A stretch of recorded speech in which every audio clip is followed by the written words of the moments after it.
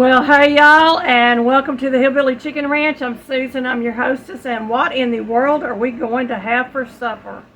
Well, I'm using the What in the World Are We Going to Have for Dinner cookbook written by Sarah E. Drummond. This was written, I believe, in 1987. Yes, 1987.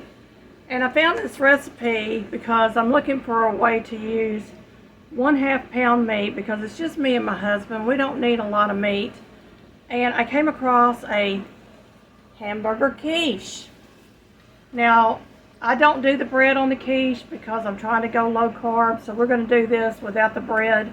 But you could use a pie crust, a ready-made pie crust, or one that you made. It would take a 9-inch pie crust. What are the ingredients and what page is this on? This is on page 32 of this cookbook, and if it is for sale on Amazon or one of the other bookstores out there, I will put a link to it in the description box.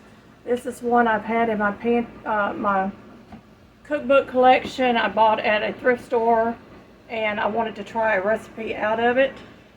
I'm going to side this with some black-eyed peas and maybe some carrots on the side. I thought that would be a nice complement to our main dish. Now, for the ingredients. You're going to need a 1/2 pound of ground beef that is cooked and drained.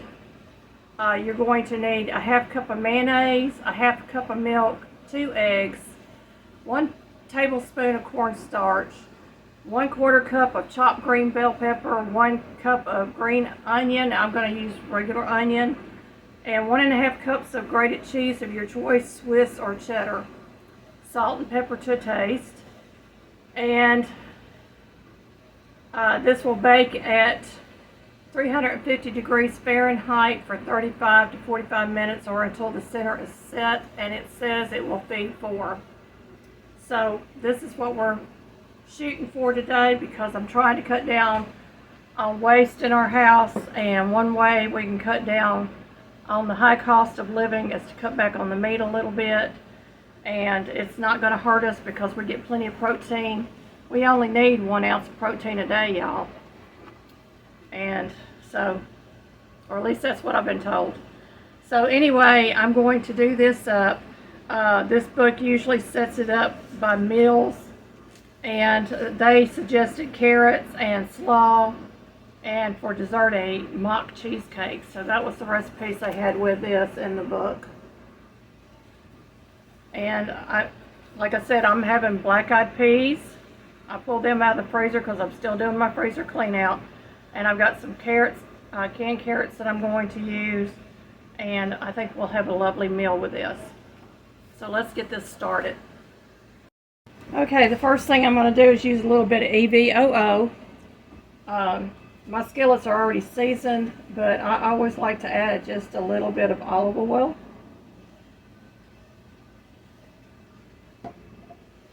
I think it just enhances the flavor of the meat. And this is some organic, locally sourced ground beef that we buy. And I'm just going to drop that into this skillet, and we're going to turn our skillet on. We're going to get this meat broken up and start frying. We're going to add in our onions and our bell peppers. And I got a stubborn piece of meat up in the corner that don't want to come out. Wouldn't you know? Oh well. I'm going to get rid of this. We don't need that no more. I'm just going to break this up. And I am noisy in my kitchen, y'all. I do apologize. I've got my dishwasher running in the background. I've got my peas on the burner cooking. Those were frozen peas I had in my freezer. And I've never tried this recipe, so this will be new to me, and I'll know more about what I want to do to it the next time around if I decide to do this one again. And it depends on if hubby likes it or not. But this is a great way for us to use up some eggs and cut it back on the meat. We're still getting a good protein source in this main dish. And we could always add some vegetables to this. And maybe add a couple more eggs to stretch it a little further. So I've got the meat cooking here. We're going to get that cooking. I can hear it sizzling, y'all. We'll be right back.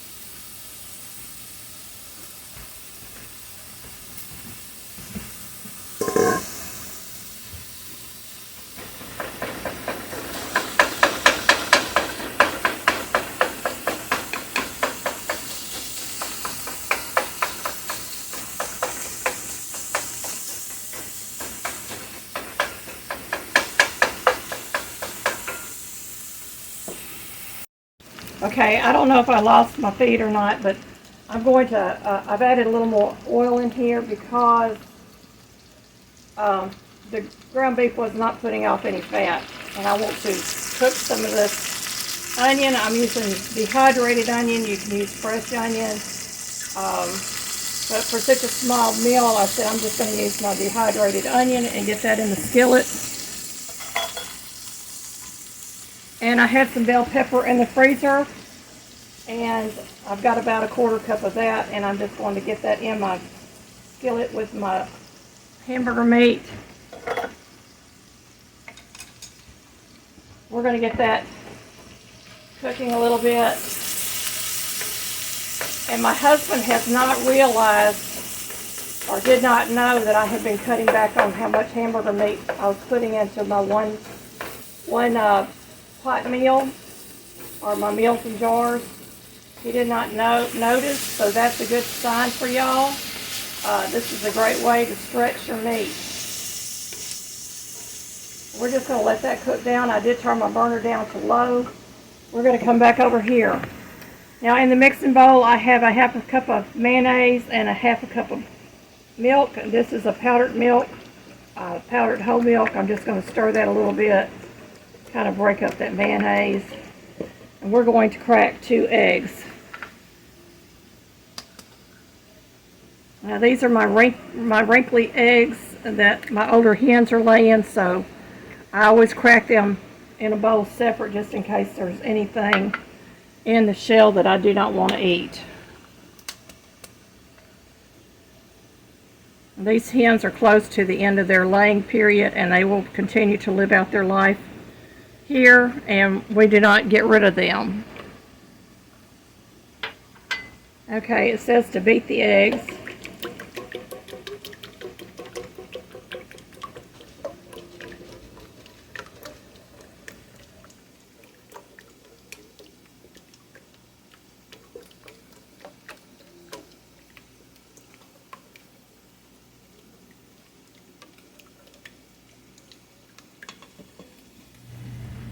Stir my stuff over here.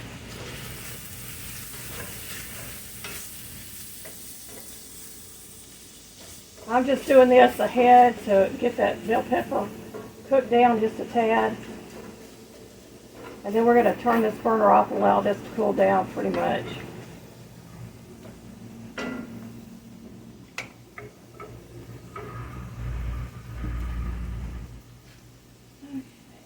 It says salt and pepper to taste, so we're going to go with just a little bit of salt and pepper. I wouldn't even really put in a full half teaspoon, I don't think. So I'm just going to get that off my hand. And the pepper, I'm going to go ahead and use about a half a teaspoon.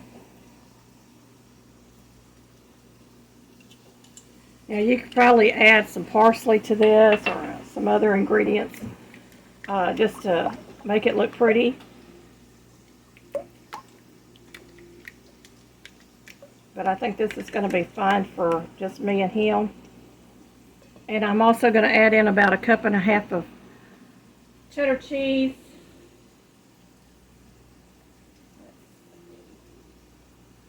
Oh, and a tablespoon of cornstarch. Yeah. Yeah, we don't want to forget our cornstarch. So I got that in there. And I'm going to get that stirred in.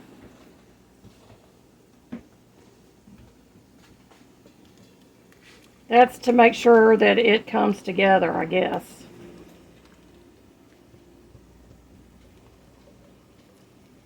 And I think I'm going to go ahead and add some parsley anyway, just because I like the parsley. Okay, I'm adding in about a tablespoon of dried parsley. Parsley is very good. It's a diuretic. It helps with the kidneys and the bladder functions. It's very healthy for you. And I'm just going to add that in there just to add a little green to it and add some flavor. Now I'm going to take my hamburger meat and hopefully I can get all of this in my mix without it starting to cook.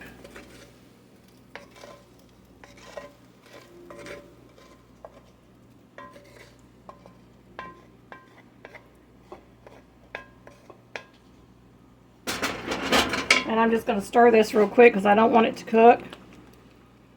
I want it to cool down. And now we're going to add our cheese.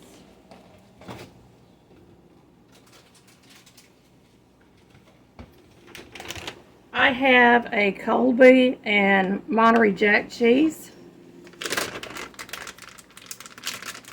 And I'm not going to measure, y'all, because usually about a handful is a half a cup by my measurements. So I'm going to go ahead and put this cheese in here. And we're going to guess maybe a little bit more. That's probably about 1.5 cups of cheese right there.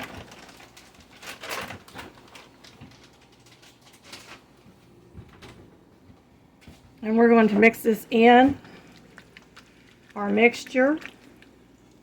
So this is going to be very cheesy.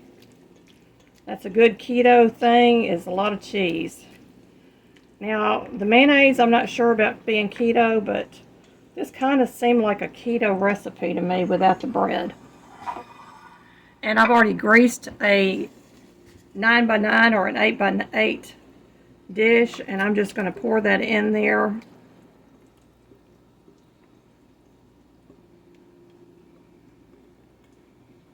And I'm going to get my oven heating, and we're going to put this in the oven.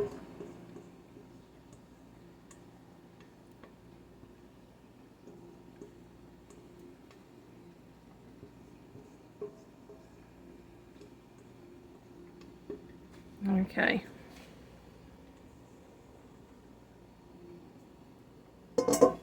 I was trying to get all the cheese out of there. So I'm going to just push this around, make sure it's kind of settled into the dish pretty much. And that is our quiche. I had some pre-cooked bacon that I had in the freezer that I had done up to do some canned beans with. And I'm just going to break this bacon up, y'all, and I'm going to just stick this throughout this quiche. I think it's going to add just another layer of flavor. And I'm trying to break it up so they're not right on top of each other. And I'm just going to kind of dip them down, push them down into the liquid. Just soften it up a bit. And I think this is going to really be tasty, y'all. I'm all about making recipes my own. I've already added parsley to this, and I saw that bacon in the freezer, and I got to thinking, I could do that bacon in here. So let me get a spatula. And I'm just going to push it underneath the liquids. And we're going to get this in the oven. My oven is preheated now to 350. And I think this is just going to be really, really good. I think my husband's going to really like it. And I'm going to write down what I did to the recipe. So if he likes it, I'll know to do this again.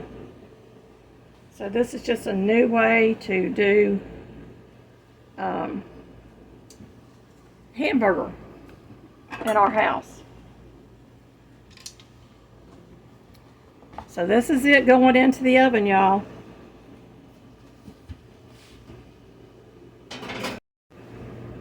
Okay, I set my oven for 350 and it goes in there for 35 to 45 minutes. I'm going to go ahead and set mine for 45 minutes only because I know that the longer temperature is usually the correct temperature for my electric stove. So that's set. I've got my beans cooking. I'm going to get my carrots going here in a short. Real easy, simple recipe to put together. Didn't take me hardly any time at all. And I did a little bit of a freezer clean out. Used a little bit of my bacon and my hamburger meat and some of my bell peppers. As a meal though, not as a big production, but this is a pantry meal. Everything that I use comes from my pantry. And I'm hoping that this is a really good recipe, but I will let you know at the end of this video, so y'all stick around. Well, there it is, y'all, and it looks yummy, delicious. I think the bacon added a little more grease to my dish, but that's okay. I'll know about that the next time around. I'm going to do a toothpick test just in the middle, and it comes out clean. Okay, y'all, I'm just going to take a little taste off the side, just to see how it is.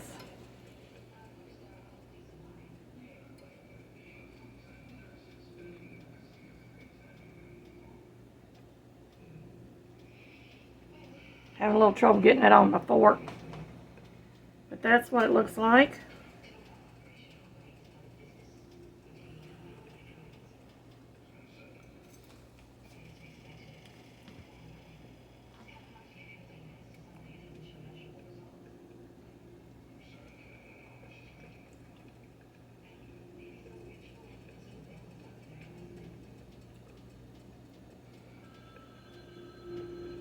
I think that's going to be a winner.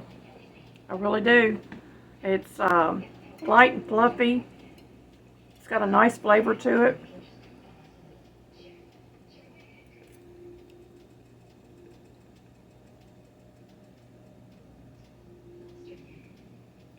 I think the bacon and the parsley just added a little layer of flavor to it. Very good. Y'all, I got to thinking about the flavors of that quiche, and I'm going to tell you that I think it's going to taste much more like a Western if I add some sour cream, some homemade salsa, y'all, and a little bit more cheese on the top, some more of this cheese.